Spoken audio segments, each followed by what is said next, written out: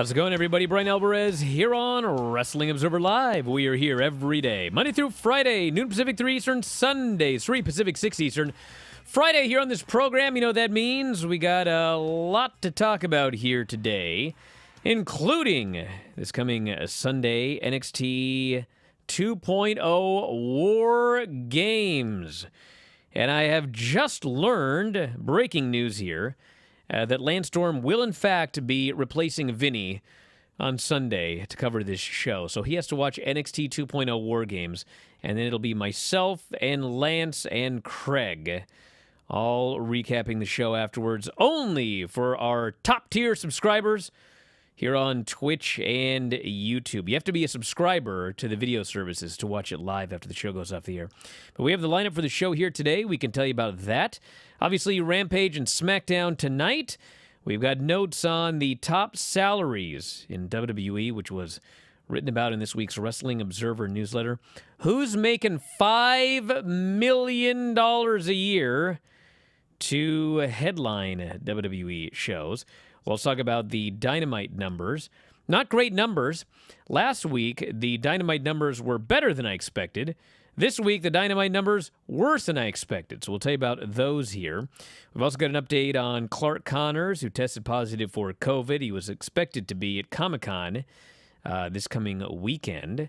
And he will not be there, but we'll tell you about that. And WWE postponing a tour of Canada, and pretty much whatever else is on your mind. We were scheduled today to be joined by Jervis Cottonbelly, but unfortunately, after booking the show, he was unable to make it here today. So we're going to schedule him for next week. We got a lot of big guests coming up. Jervis, Danhausen, who will be on the show Tuesday, alongside Oreo the Orca. My God, so much coming up. And we'll talk about all of that and more after the break. 425-780-7566. If you'd like to send a text message, that is 425-780-7566.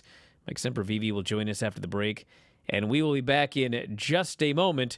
Stick around, everybody. Wrestling Observer Live.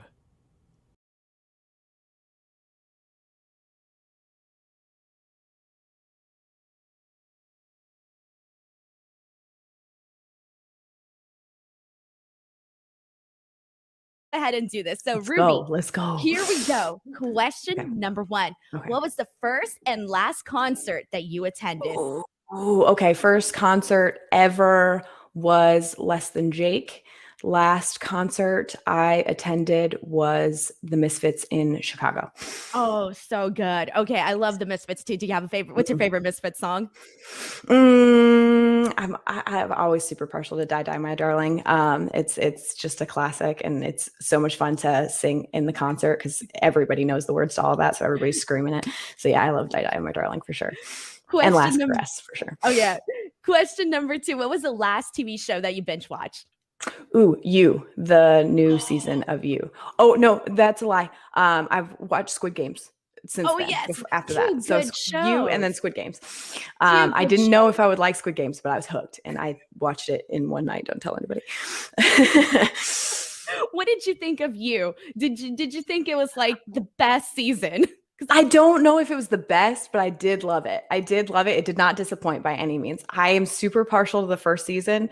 I think because it's super simplistic. There's not as many other elements involved in it without, having any spoilers by any means, but there's not as many elements, and it's super just about like the two characters, the main characters. So I'm very partial to the first season, but the third season was awesome. I feel like every episode was just like something new, something dramatic. It's just so well done. I love that show. So good. Question number three. Do you remember what the last thing you purchased is? The last thing I purchased? Halloween candy, I think. Smart. Yeah. Question number four. You're starting a band and you get to pick any four people to join you. Who are they? They could be famous, non-famous, doesn't matter. Okay, are they musicians or just people in general? It could be musicians. It could Anything. be wrestlers. It could be anybody. Okay. I've thought about this question before. Lars Fredrickson is number one. Joan Jett is number two. Ooh, yes. I can't roll up my sleeve, but she's tattooed on my arm. Number two, so I have four. Robbie Brookside, which is weird because he's not obviously a musician, but he's like my punk Yoda.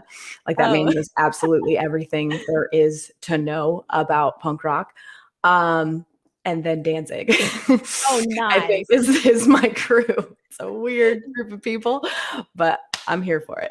It sounds like a badass crew. I love it. I hope you enjoyed this Q&A.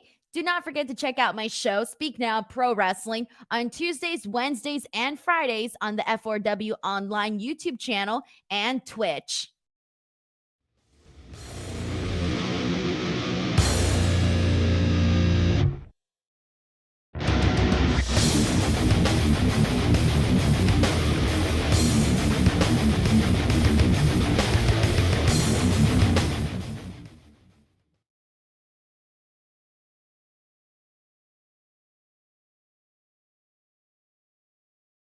Back in the show, Bryan Alvarez here, Wrestling Observer Live. Mike Semper-Vivi, also of WrestlingObserver.com. All we do is just get constant breaking news and information here on this program. So, as we went on the air, I learned that Lance will be stepping in for Vinny this coming Sunday for the War Games show. We can talk about that lineup here in a second, although it just completely vanished off my notes, but I'll figure it out. So there's that. And then also, we just learned that Jervis Cottonbelly will not be able to do the show here today. But we learned during the break that he will be replaced today on this show. I hear that you're leaving early, Mike. Is that right? I am. I'm skipping out of here early today, boss. I've had enough of this week. Well, you know what you're missing? Our interview with Gabriel Kidd. Oh! Yep, too bad, buddy. He's going to be on the show. Coming up in the final segment of the show, talking New Japan and plenty of other things as well. So if you got questions, you can text or email them to me, and we're going to talk to him about lots of different things. That's coming up later on in the show. In this week's Wrestling Observer newsletter, Dave Meltzer reported WWE Universal Champion Roman Reigns and former champion Brock Lesnar are currently the heads of the company table when it comes to annual contract value. Meltzer reported both men make more than $5 million a year, which we knew about Brock Lesnar. We knew that Brock was making in excess of $5 million a year, but Roman Reigns also up there, $5 million per year, guaranteed deals. Another unnamed talent is around $4 million, and he added, quote, a lot of the top talent is now at $2 million and some at $3 million. If you recall, it's this is just the way life works. So when AEW was kicking off, WWE went on this big deal where they started offering to pay everybody double. And there were a lot of people that were making around $1 million downside. And so the top talent ended up making, as noted here, one person at 4, a lot of top talent at 2, some of them are at 3. It's probably not hard to figure out who these individuals likely are.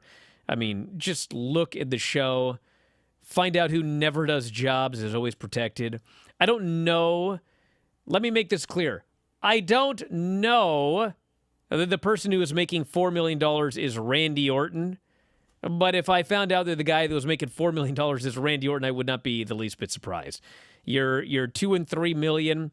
I mean, watch the show. It's your Charlotte Flairs and, you know, the folks that are getting main event pushes regularly, always there your Becky Lynch, for example. I mean, they're making plenty of money. But the problem here is that they started offering these deals to more than just the tippy top talent. So essentially, if you were a great example would be you know what I'm talking about? Anyway, the point is, if you were lower on the totem pole, you were also suddenly making twice as much money as you were making before.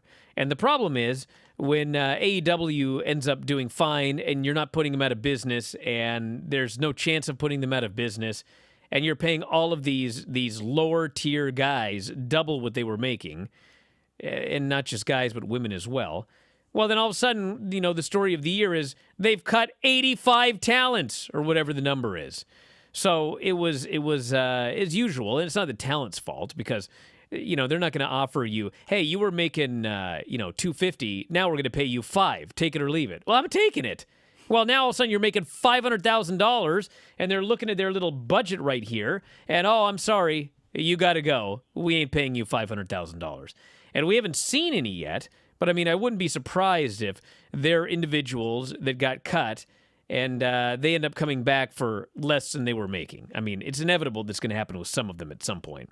But anyway, that's the story. So, as usual, life's not fair. If you're a Randy Orton, they're going to double your contract. You're making a preposterous amount of money compared to, what you used to be making. But they ain't cutting you because they don't want you to go to AEW. If you're a whoever, they're not worried. I mean, I don't know what the whole situation was with Nia Jax, but she was clearly making more than they wanted to pay her. And so they weren't concerned about her going to NXT. And so she ended up getting cut along with 85 other people over the last year. So that's life in WWE, and doesn't really trickle down. You know what I'm saying?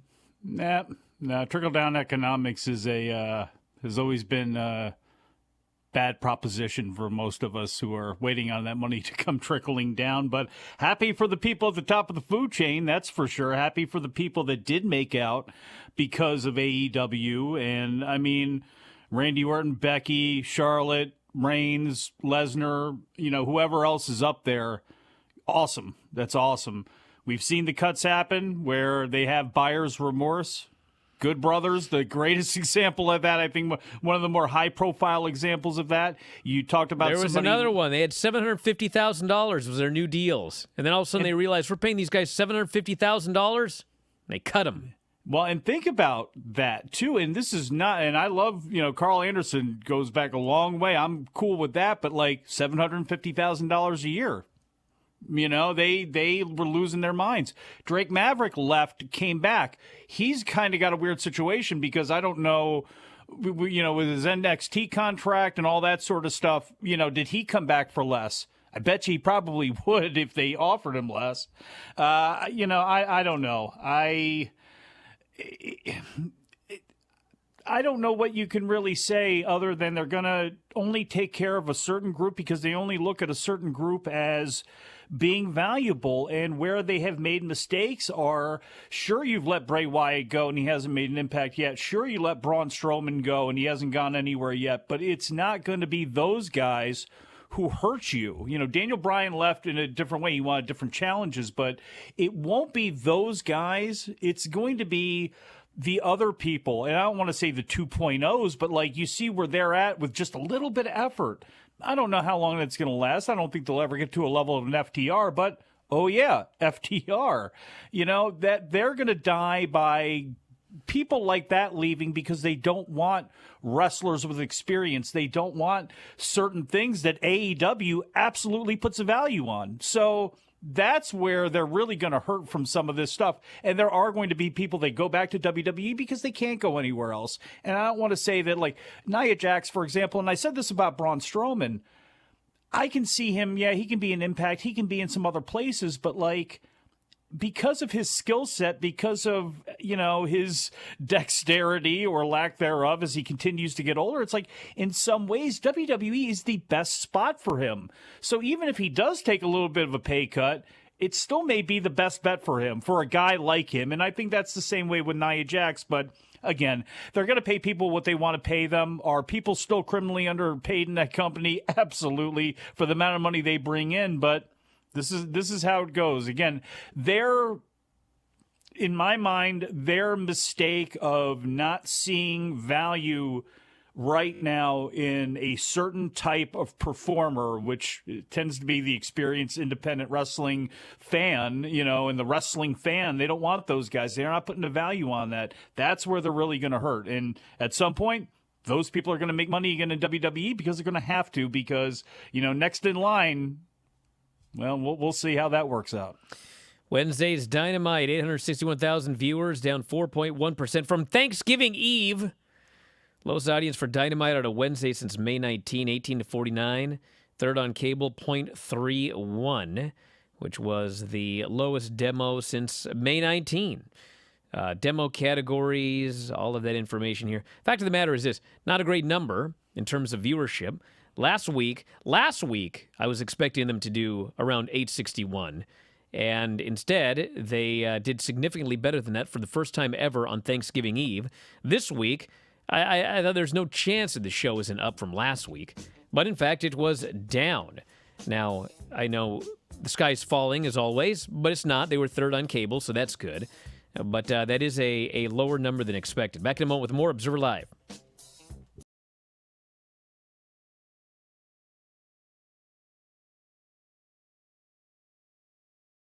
Q&A with Ruby Soho, part 2. Question number 5. What is your favorite restaurant? Favorite restaurant? I think I'm gonna have to go. It's definitely always holds a place in my heart, mainly because of the rolls, is Texas Roadhouse. The cinnamon butter rolls. I used to work there, and I think I gained like 15 pounds when I worked there because I ate those rolls nonstop. And you're like, and it was worth it. It was worth every minute of it. Question number 6. Name me your top 3 favorite movies. That's hard. I love horror movies. It's probably my favorite genre. I would have to say top 3 movies would be Hereditary, Suspiria, and then I'm going to go with one that's not a horror movie, which is Usual Suspects. Question number 7. What's the best way to spend a day off? Ooh, best way to spend the day off. I usually spend my days off with my animals. I have 3 horses, 2.5 really. I have 2 bigs and a mini.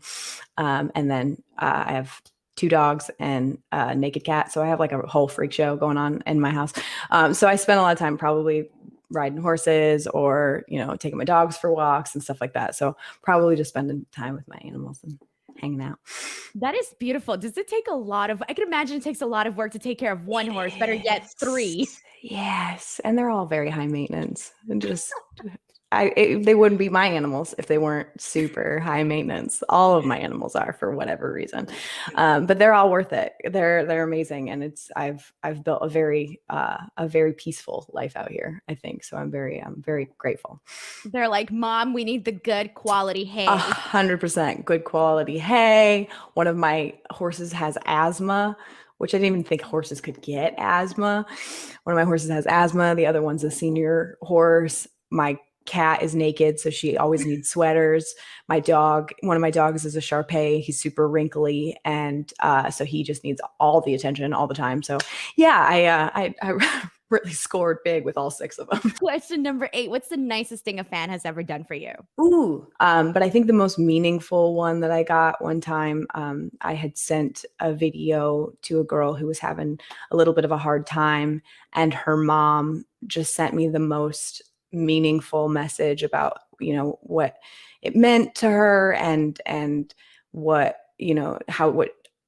I mean to her, I guess. And it's very humbling in those moments where you're just like, wow, like this has an impact, like a bigger impact than I see on a day-to-day basis. Like we know it, but we don't always see it. And the mother sending me this really heartfelt message about how much she appreciated it was, something that I will hold to my heart for the rest of my life. It was really beautiful. So that those things mean the most to me for sure.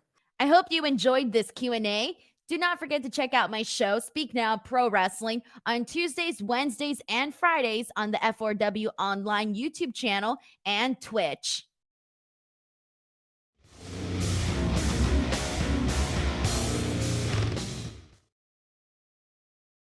Back in the show, Bryan Alvarez here, Wrestling Observer Live. Mike Sempervive, also WrestlingObserver.com. A couple of things if you head to my Twitter, at Bryan Alvarez. At the top there, stickied, is the link to our final Whale Scout co-host auction. And once this one is done, they are done for the year. And it ends tomorrow, so if you have any interest whatsoever in participating, then now is a chance to check that out. Top of my Twitter, at Bryan Alvarez. Put in your bid. A winning bid gets to co-host with myself, Vinny, Craig, Granny, whatever Bryan and Vinny show you want. And if within reason, I will let you review the show that you want as well. How much for Granny to put on the Orca outfit? Not allowed. Dude, we'd never get her out of it. Disgusting. That could be the entire Christmas special, actually, would be trying to get her in and out of the Oreo outfit, which would be... I mean, you can't say that it wouldn't be hilarious. It would be horrible. You're a horrible person. That's not true. Why don't you do the Craig line the other day when he talked about the next time Granny falls down? Poor attempt at comedy, Craig. It was disgusting. I'd also like to note, speaking of hospitals, that Lance here tweeted, no show today with myself. Wife had emergency surgery Sunday, just got home from the hospital a few hours ago. He's watched no wrestling, will not have the free time today. She is home and recovering. So obviously best wishes to Lance and his wife. And he will be taking the day off today, but we'll be back Sunday for War Games. Can you imagine? Oh, boy. I'm going to watch War Games. I promise you I will watch War Games. And I hate to say that with some of the experience level in this match, I am very much looking forward to how it's laid out, what some of these folks do in this match, what some of the big spots are. It's going to be interesting, I think. I wonder, again, they have made the bar pretty high for War Games, and I know everything is out the window now with the new regime. Nothing that happened before matters, and we've heard those stories about, but Vince watched the show and he really liked all that nonsense, whatever. It could be a completely different layout and scenario and all that sort of stuff tonight, but the bar has been raised pretty high for War Games there as far as spots and as far as, what they do in those matches. So it is interesting to me. It's a very intriguing lineup here for the very first takeover of the 2.0 era. This person says, you're going to make poor Lance watch the NXT 2.0 pay-per-view after the week he's had? Hold on a minute. I made an offer to Lance. Lance is the one that said that he would do it, and Lance is getting paid. So no one's being forced to watch this show against their will, except maybe Mike. So we got Raquel Io, Cora Jade, Kaylee Ray against Dakota Kai, Toxic Attraction. That's Mandy, Gigi, and JC Jane. So these War Games are 4-on-4 matches this year, and the baby faces have the advantage in the women's match. That should be really exciting. And the last time that we had a match that was a stunt match with green workers, it was a few weeks ago. There was a ladder match or something like that, and I was petrified that someone was going to get killed. And someone actually did get badly injured, but it was Zoe Stark, who I was not expecting to be one of the people that got injured. So we're back to doing some War Games match, and somebody's, I'm sure, going to have to come off the top of that cage, and there's going to be gimmicks and weapons, so I just say a prayer before that particular match. Cameron Grimes, Duke Hudson is hair versus hair. I'm sorry. We got Imperium versus Kyle O'Reilly and Von Wagner. That'll be for the tag team titles. Joe Gacy faces Roderick Strong. And then we've got the old versus new. Although they're calling it Team Black and Gold versus Team 2.0. But it's the Millionaires Club versus the New Blood. Ciampa, Gargano, Pete Dunne, and LA Knight against Braun Breaker, Carmelo Hayes, Grayson Waller, and Tony D'Angelo. And we'll see what happens to some here. of the creativity with some of these names? You remember when the Survivor Series was actually good, and you had like Sergeant Snipers, and you actually had a little bit of panache to these names, for heaven's sakes. This is just, it's black and gold. Are they going to put on shirts too, like they do on the main roster? Are we going to have like black and gold shirts? They should, because we've mixed up babyface and heels here. You can't convince me LA Knight is a babyface. He is not. Like, I know that he's working on that side. I know he's feuding with somebody on the other side. But how is L.A. Knight a babyface? Now, we've seen this in wrestling for years. Breaker is obviously a babyface. Well, but he's on the heel team. That's clearly a babyface. They bark at him. They chant his name. Yeah, they cheer for everything he does. Just wait till the Royal Rumble when he comes out. Babyface. Just wait. And it'll be interesting to see who he throws out and who he gets thrown out by. And I know you say, Mike, how are you so sure that he's going to be in the Royal Rumble? Come on. He's going to be in the Royal Rumble. And if anything, Walter will be the one that chops him out of there. It won't be somebody that you even see every week. I'm already seeing into the future on this. How is Braun Breaker not going to be in the Royal Rumble? It'd be insane for him not to be. As far as says, I hope Knight leaves. He's too talented. Bro, that guy just signed. He's been there like less than a year, hasn't he? And no offense to anybody with LA Knight. LA Knight went through that system once. He reimagined himself in was an Impact, and then I don't know if he did NWA for a while too. Like him just being back there, you know, to me, he's not being wasted at all. To me, like that's a great example of that's almost the best place for him. He can talk his ass off. Is he good in the ring? He's okay. It's just he's missing a component that puts him somewhere where his talking is. And I know people get tired of the catchphrases and all that, but look, if you threw some of that out, the guy is very good, and I'm sure he can mix up his game if he wanted to, but this is what they have him doing. This is what has worked for him, so I don't blame him for doing a shtick, but he can talk his ass off, and to me, WWE, he should be very happy where he's at. I'm not saying, well, you should be happy because he signed there, but like that to me is like the perfect place for LA Knight. Am I wrong? Do I think he's actually overshot his target by making it there a second time and being a feature piece?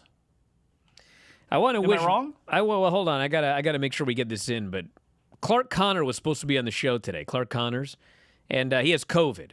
And he's supposed to be on our show. He's supposed to be on this show today. Well, and he can't do it because he has COVID. It's a long story, but anyway, these microphones are really good that you got. We were trying to book him.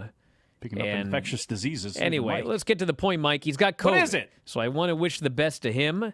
He is vaccinated. He hopes it will pass quickly, but we'll get him back here on the show soon. So actually, this has been a rough day for guests. First we lost Clark, and then we replaced him with Jervis, and then we lost Jervis. So I'm only hoping here that everything is okay with Gabriel Kidd for the next 4 minutes. Really? Then we'll have him on. Clark was supposed to be at Comic-Con this weekend, the LA Comic-Con. And obviously had to pull out of that. But they are having a meet and greet. There's a New Japan booth at Comic-Con, and there's a meet and greet Friday, December 3rd, and there will be a panel discussion with Jay White and Fred Rosser on Saturday, December 4th. And Gabriel Kidd not only taking the place of Clark on this show, but also at Comic-Con. So that is the update there. Jay White and Fred Rosser sounds awesome as a panel and as a match. Well, we'll get the match, I'm sure, at some point. Maybe the panel will turn into a match, or they'll shoot an angle for a match. They should. Also, very quickly, WWE's postponed the Tour of Canada, scheduled to take place in January 2022. 4-show tour set to include an episode of SmackDown, an episode of Raw, and 2 house shows. They have been rescheduled. These were all scheduled to take place January 21, 22, 23, and 24. The live Raw scheduled, they've actually rescheduled all of these already for October and September of next year. Yeah. So I thought it was because of the Winter Olympics and hockey. Honestly, I thought, okay, they might be facing hockey competition on those nights, and I honestly thought that was it. And I know hockey doesn't begin until February, so I have no idea if this has got what this actually has to do with, but it's I would think it was hell of a move. I would think it's so it's not ticket sales, as Dave noted, because the advances are good. And so, I mean, I think that it is something travel related, and you can probably all figure out what that would likely be. I'm not saying that's 100% why, but if the shows are booked, the advances are good, but you're not going to go to and from Canada, it seems self-explanatory to me. Yeah, and I know people are probably saying right now, well, what has changed? Nothing, but something very well may change, so maybe they're just hedging their bets that way. Actually, some stuff has changed. Ooh. Patrick here, by the way, says, no wonder they have problems selling tickets to WWE shows. A mid-level seat for a house show in Baltimore is $140. Wait, what now? A mid-level seat for a house show in Baltimore is $140. So if you were going to take your family, Mike, and you wanted to get mid-level seats, that would cost you $560, not counting parking and merch. Well, first of all, Brian, I do nothing mid, okay? Number two, I've been to the Baltimore Arena / Civic Center, whatever the hell they're calling it now, Royal Farms Arena, the Chicken Box, whatever. Man, it ain't worth it. It's just there's no way. $140 for that. I cannot believe that. That's got to be, what is the high? How is that? What is the low end? I mean, the low end's usually $15. A mid? I mean, how are they staggering these seats where you jump to that kind of number for a mid-range seat? That's insane. Got to go to a break. Mike's out of here. We'll see him next week. Gabriel Kidd joins us after the break. Wrestling Observer Live.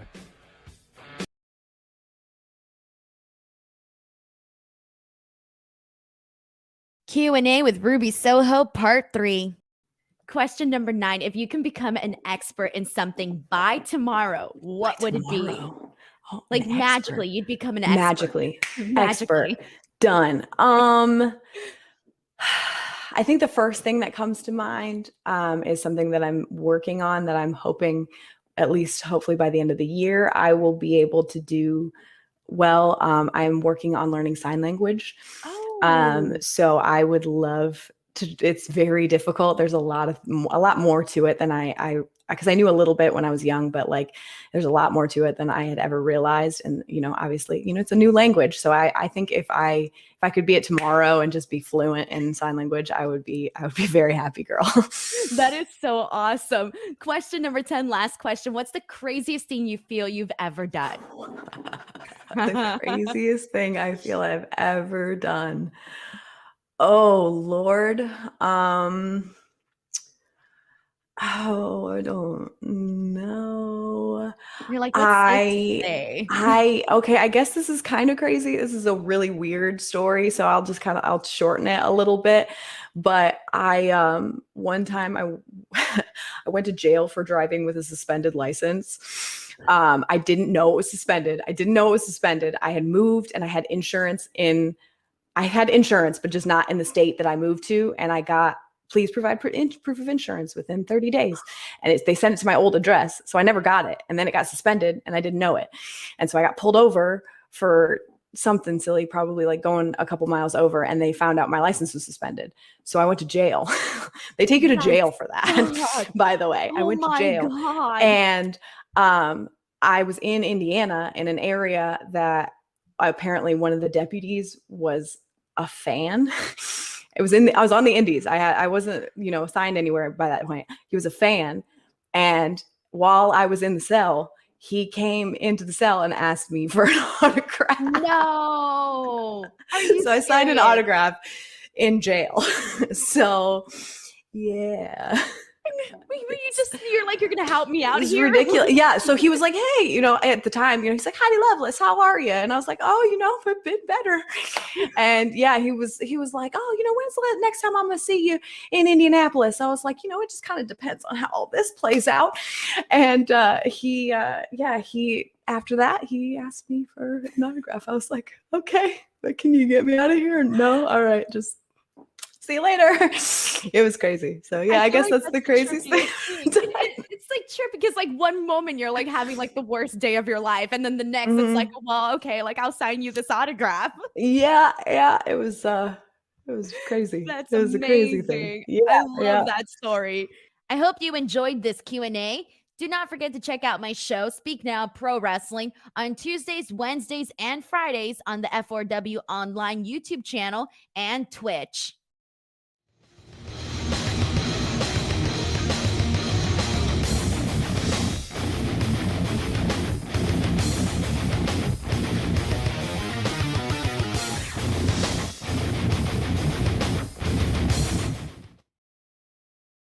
Back in the show, Bryan Alvarez here, Wrestling Observer Live. Very happy today to be joined by Gabriel Kidd. We got a lot to talk about here today. Gabriel, how you doing? What's going on, man? How you doing? We have I don't know if he's your friend or not, but I like to say mutual friend because you guys work together. Filthy Tom Lawler, you're aware of him? I'm aware of him. I don't speak to him too much. He's on a different team to me, but he's an off-putting sort of fella, isn't he? And those giant ears, Say that again, sorry. He's kind of an off-putting fella. Yeah, I think so. Yeah, he's not too kind, really, but a very good wrestler. Well, the reason I bring this up is because we were having a discussion on the show, and we were talking about New Japan Strong, and we were talking about you, and he kept calling you Gabe Kidd. And for my whole lifetime, every time I've heard of you, it's been Gabriel Kidd. So can you clear up, what do you prefer? That's a question. Well, I pick Gabriel because I think it's the full version of my name and it's proper, and I think that's how I want to be presented. But all my friends call me Gabe. The only person I know that calls me Gabriel is my grandma and my mom when she's angry at me. But I don't mind either. Oh man. So technically, is it now? Should I be calling you Gabe Kidd? No, you can call me Gabriel Kidd. That's how I present myself to the world. So I'll take Gabriel. Well, you can call me whatever you want. I'm easy. I don't mind. Sure. So what has been going on in life? I mean, there's been you've resurfaced here, and there's obviously been a pandemic, and kind of take us through the last 2 years of your life.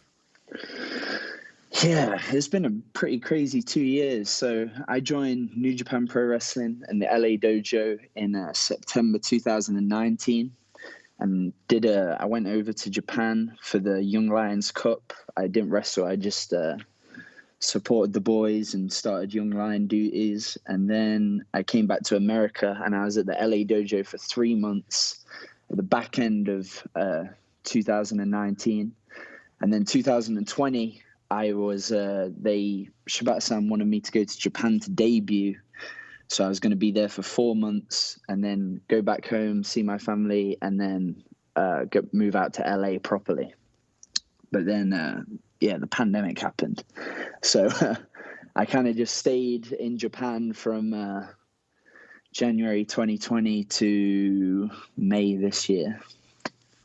So what is the status as far as New Japan Strong? I mean, you've got some various dates coming up. I mean, are you under contract to New Japan and largely going to be doing Strong tapings and then whatever else is happening in the meantime?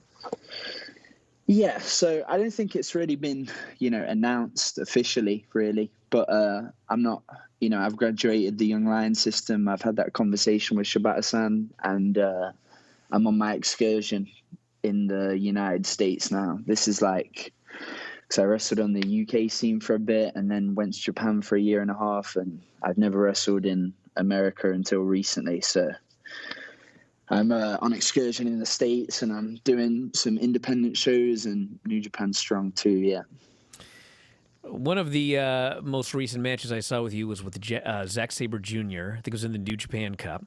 And it's just a fantastic match. And the next match that I'm aware of you doing, apparently, is with Eddie Kingston, which is a completely different kind of match than the match that you had with Zack Sabre Jr. What are your thoughts on Eddie? I love Eddie, to be honest, and I've said this publicly before, and, I'll say it 1,000 times over.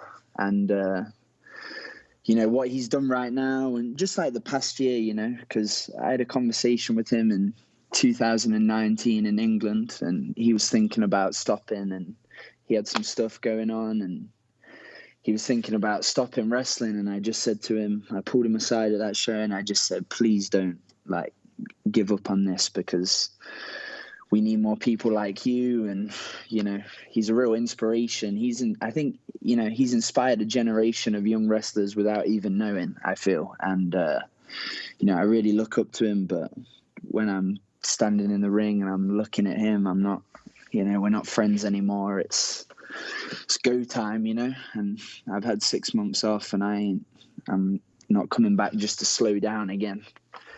So you are doing the show today, and originally, like a long time ago, you're actually the third guest that was scheduled here for today because of various situations.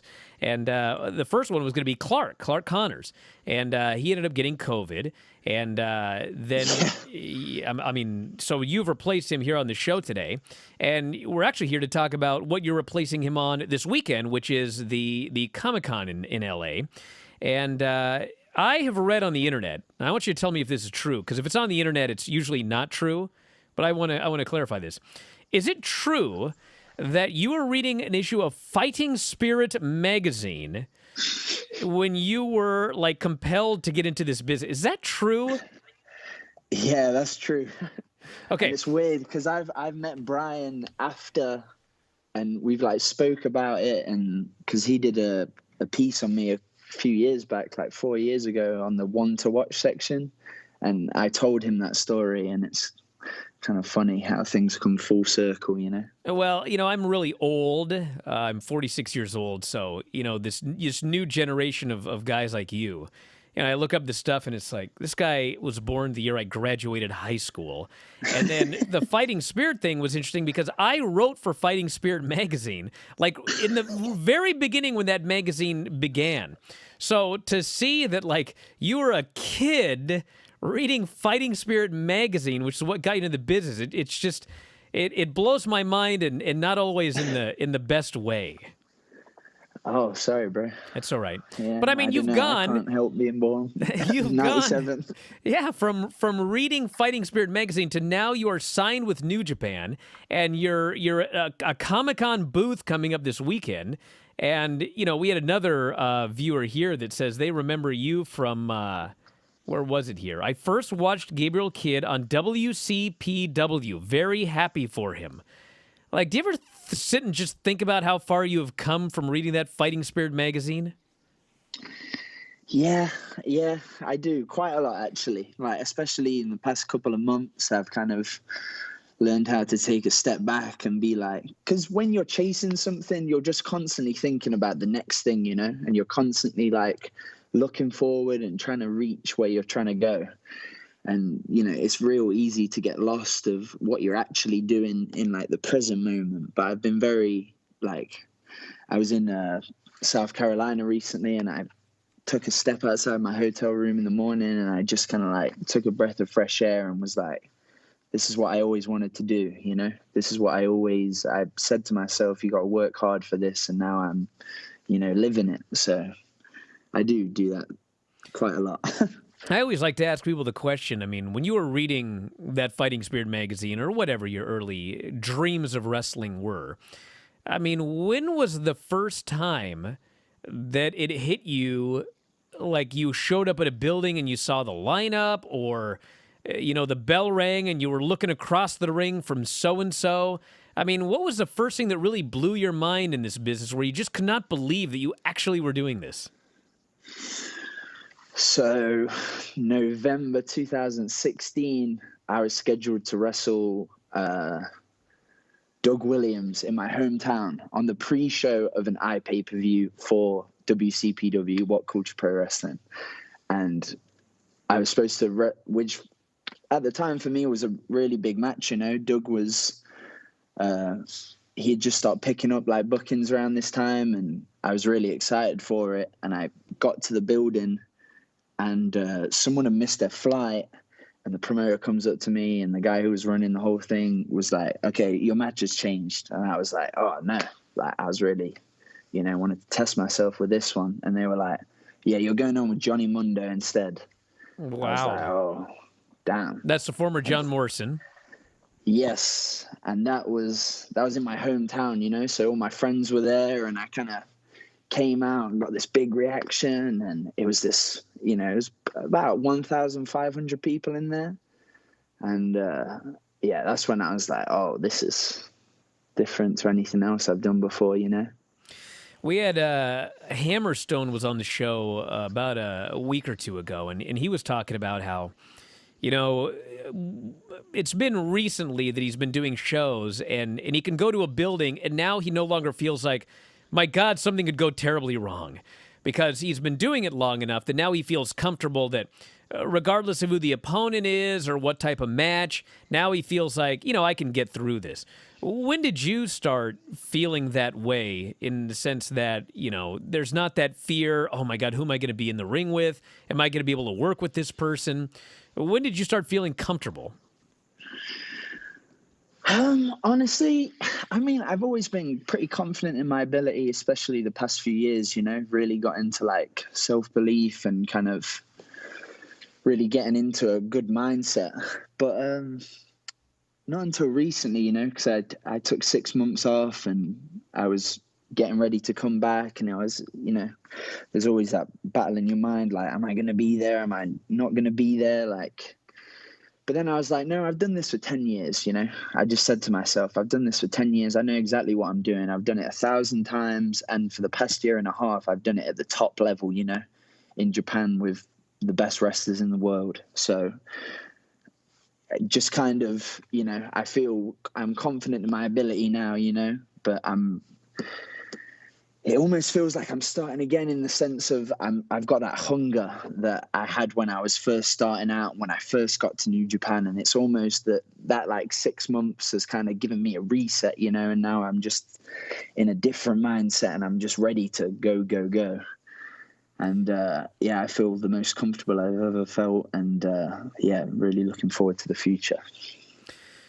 So, who in New Japan, as you look at the roster and who's available in America right now, I mean, is there anybody that you're particularly interested in getting in the ring with here soon?